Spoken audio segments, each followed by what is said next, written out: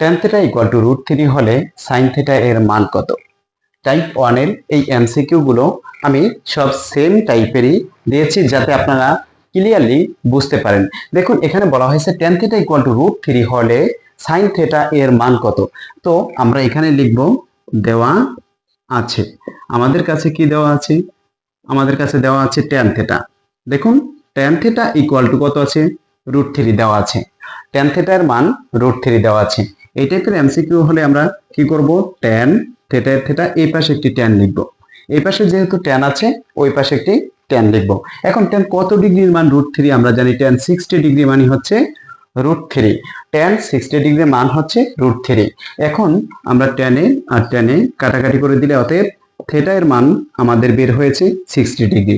দেখুন আমরা থিটা এর মান যেহেতু বের করতে পেরেছি, এখন আমাকে বলছে অতএব কি বের করতে বলছে? sin theta. তো আমি লিখতে পারি sin থিটা।